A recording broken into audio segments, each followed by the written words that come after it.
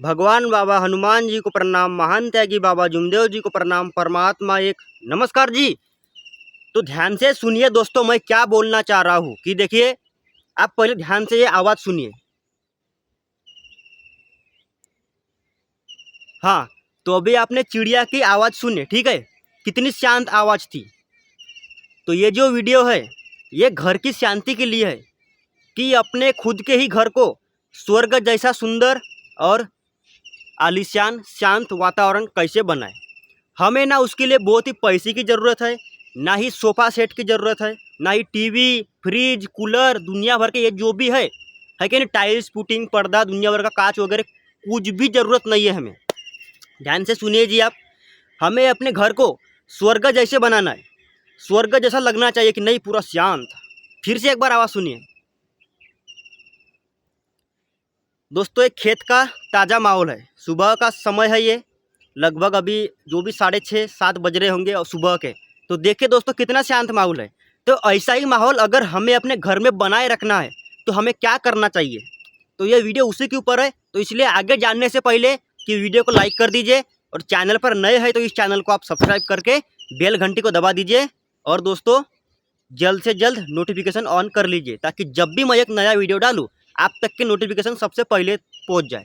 तो चलिए अभी वीडियो की शुरुआत करते हैं अपन। तो सबसे पहले दोस्तों मैं एक बात कहूँगा कि आप थोड़ी देर भूल जाइए घर स्वर्ग जैसे कैसे बनाए, घर को शांति कैसे दे, घर में शांति कैसे लाए। थोड़ी देर आप इस टॉपिक को भूल जाइए। पहले तो आप एक चीज़ ध्यान में रखिए कि सभी के विचार अलग अलग होते हैं। दुनिया में जितने भी मनुष्य हैं सभी के विचार, मन, सोच, सभी का व्यवहार अलग अलग होता है। तो अगर हम सभी के घर में अगर सत्य, मर्यादा, प्रेम, 4 तत्व, 3 शब्द और 5 नियम पालन करने वाले लोग हैं, सच में उन नियमों का पालन करते हैं और इन नियमों के माध्यम से वो अगर सही में जानते हैं कि सही में ये नियम काम के हैं और नियम का कभी अनादर नहीं करते, तो ही ये वीडियो आपको स्वर्ग जैसे घर बनाने में मदद करेंगी। वो इसीलिए मैं बोल रहा हूँ कि देखिए, मैं ये जो वीडियो बना रहा हूँ भी आपके लिए कि घर को स्वर्ग जैसा कैसे बनाए, ठीक है, उसके लिए क्या हमें करना चाहिए कि घर में शांति आ जाए बढ़िया। उसके लिए एक ही उपाय मैं आपको बताऊंगा, परमात्मा एक मार्ग के हिसाब से। और वही उपाय अगर घर के लोग पालन करेंगे, अगर घर के लोग समझदार है, घर के लोगों में मतलब क्या बोलते हैं, नियमों का मतलब बंधन है, तो ही ये वीडियो आपकी काम की है। तो ध्यान से सुनिए दोस्तों, मैं क्या भी बोलूँगा कि देखिए, सबसे पहले हमें तो ये जानना है कि अपने घर में सत्य, मर्यादा, प्रेम, 4 तत्व, 3 शब्द और 5 नियम, इन सभी नियमों का पालन हो रहा है या नहीं। सबसे पहले आप ये कंफर्म कीजिए। सबसे पहले स्टेप 1। फिर स्टेप 2 कि अभी ठीक है, अगर आपके घर में सभी नियमों का पालन हो रहा है। फिर स्टेप 2 कि सभी के मन कैसा है, सभी के जो मन है वो कैसे है, ठीक है, सोच कैसी है, उनका व्यवहार कैसा है।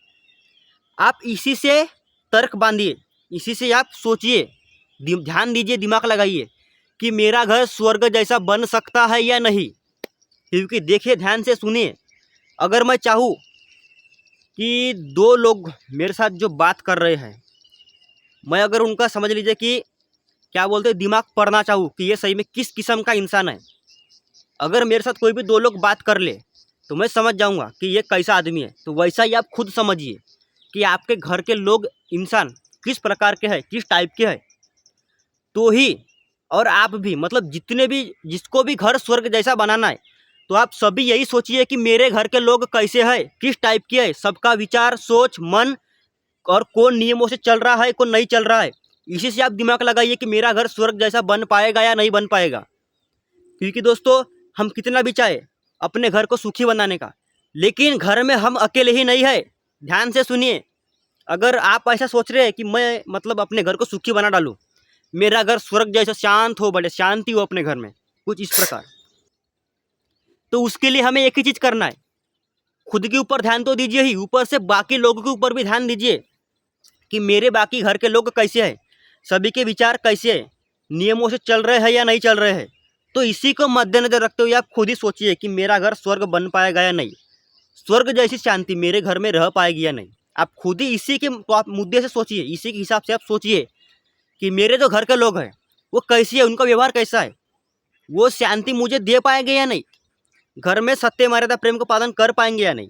और जो भी इंसान सत्य मर्यादा प्रेम 4 तत्व 3 शब्द और 5 नियमों का पालन करते हैं, आज उसी का घर स्वर्ग जैसे सुंदर और शांत है। क्योंकि बाबा ने जो नियम दिए, अगर हम इन नियमों की गहराई जानने जाए तो हमारे जीवन में बहुत शांति भी है, सुख भी है, स्वर्ग जैसा एहसास भी है।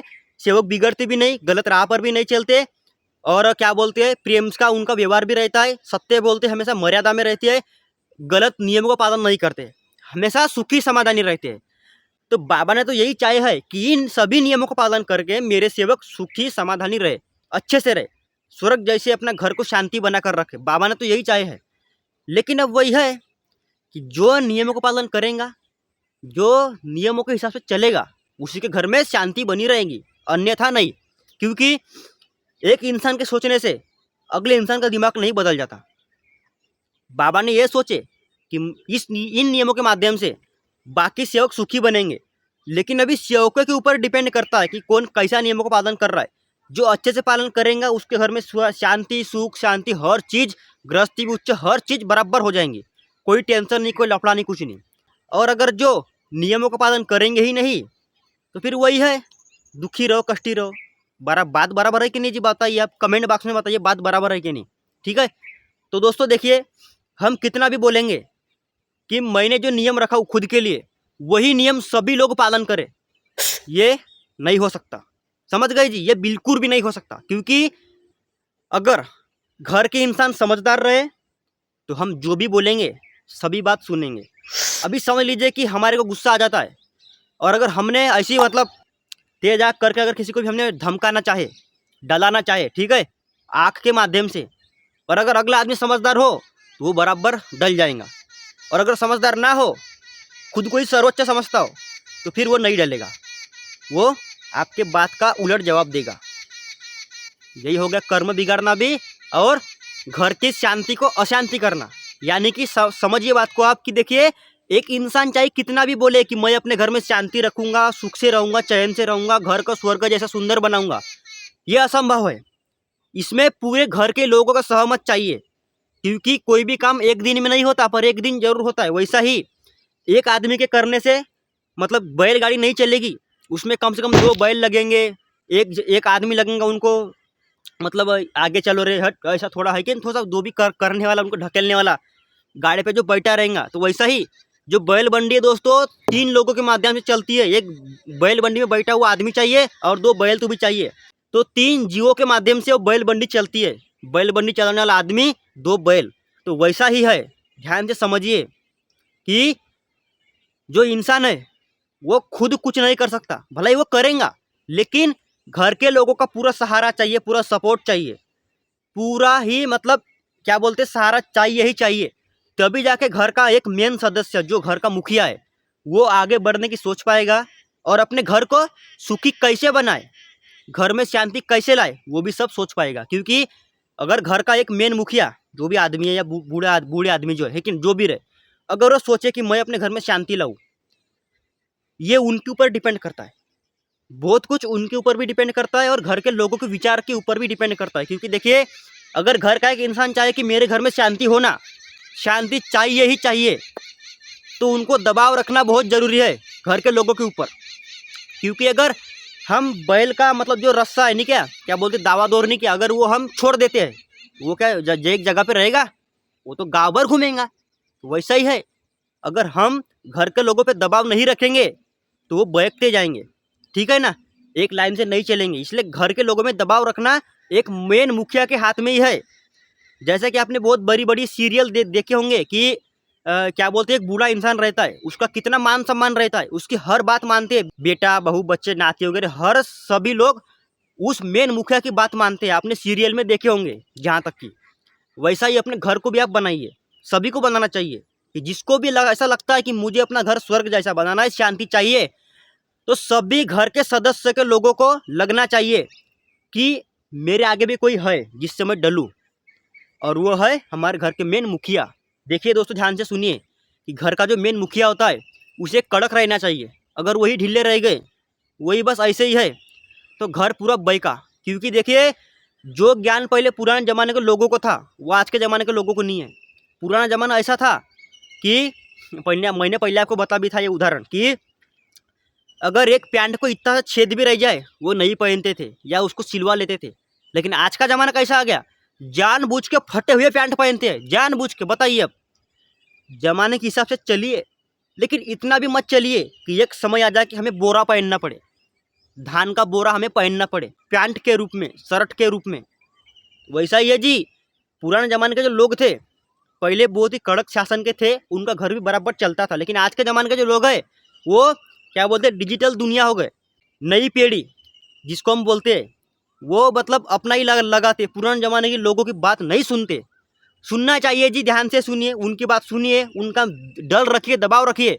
और मैं घर के मेन मुखिया को भी बोलना चाहूँगा कि आप अपने घर को दबा कर रखिए, शांतिपूर्वक बनाए रखिए। घर का अगर जो भी इंसान तू मैं कर रहा है, जो भी चिल्ला रहे हैं, उनको दबाइए, चिल्लाइए, उनको बताइए कि ये घर सत्य मर्यादा प्रेम से बंधित है। यहाँ शोर शराबा जो भी है कि नहीं, नियमों का उल्लंघन नहीं होना चाहिए। हम बाबा के सेवक है, परमात्मा एक मार्ग के हम सेवक है।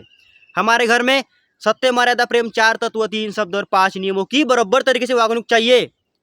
ऐसा घर के मेन मुखिया को बोलना चाहिए।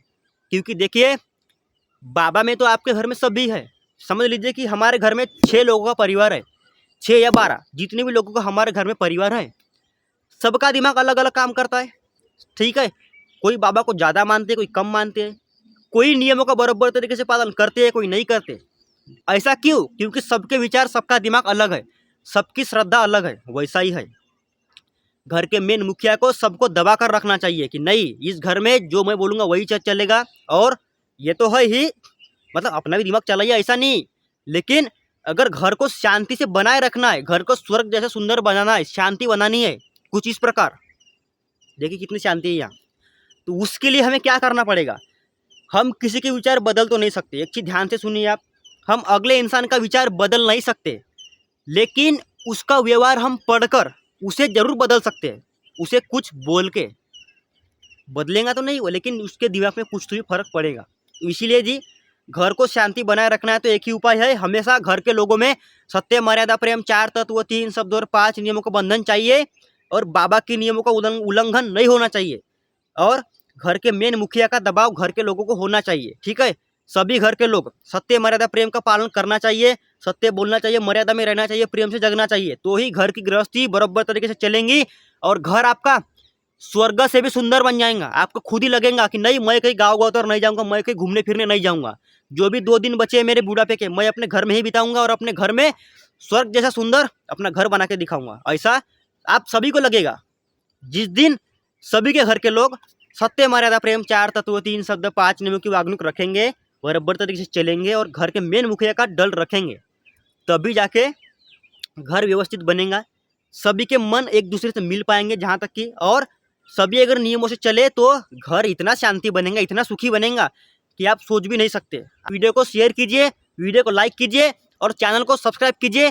ठीक है जी, तो मिलेंगे अभी अगले वीडियो में किसी नए मार्गदर्शन के साथ। नमस्कार जी।